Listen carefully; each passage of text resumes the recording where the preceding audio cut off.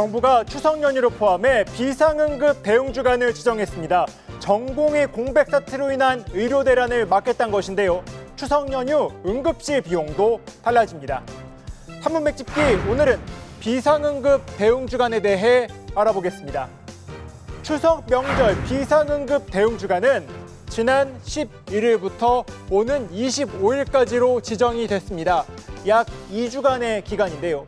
정부가 이 같은 비상대응 시기를 결정한 것은 의료 대란을 우려해서입니다.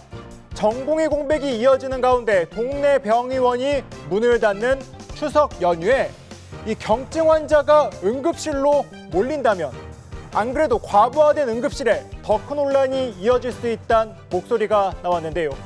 정부는 비상응급대응 주간에 당직 병의원을 늘리고 응급실에 대한 상시 모니터링을 강화하겠다고 밝혔습니다. 한덕수 국무총리는 추석 연휴 직전 의료 상황에 대한 브리핑을 직접 하기도 했는데요. 이 국민의 우려를 잘 안다면서도 의료 붕괴를 우려할 상황은 아니라고 강조했습니다. 우리 의료 상황이 어렵지 않다면 거짓말입니다. 그러나 일각에서 걱정하시는 것처럼 의료 붕괴를 걱정해야 하는 상황은 결코 아닙니다. 정부의 추석 연휴 응급 대책을 좀 더 살펴보겠습니다. 정부는 추석 연휴 기간 문 여는 당직 병원이 하루 평균 8천여 곳이라고 밝혔습니다.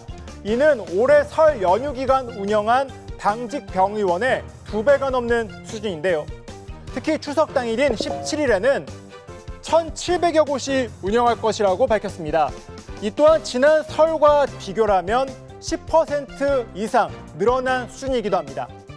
또한 응급의료기관 시설은 매일 똑같이 전국 518곳이 운영됩니다.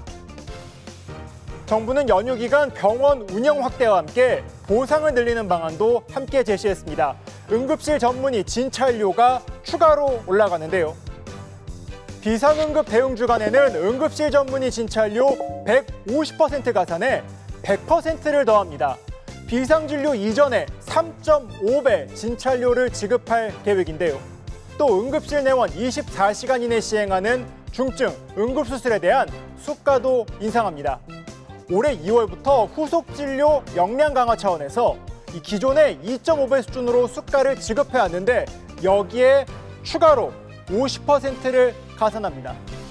이 밖에 지역 응급의료기관에 지급했던 응급실 외래 환자 진찰료도 전국 112곳 일반 응급의료시설에까지도 지급하고 수가까지 올리기로 했습니다.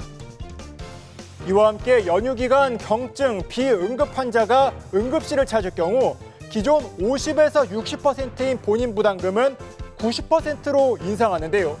환자 입장에선 평소보다 더 높은 진료비가 나오게 되는 셈입니다. 평균적으로 말씀을 드리면 권역 응급의료 센터에 가는 경우에 본인 부담료 인상에 적용을 받는 환자분들은 그동안 평균적으로 이렇게 이전에는 13만 원 정도를 부담을 하셨는데 한 22만 원 정도로 평균 한 9만 원 정도 이렇게 본인 부담이 상승을 하게 되고요. 정부는 경증의 환자는 가급적 동네 병원 이용을 당부했습니다. 연휴 기간 문 연 병원에 대한 자세한 정보는 보건복지부 콜센터 129와 구급상황관리센터 119 등을 통해 안내받을 수 있습니다. 지금까지 3분 맥집기였습니다.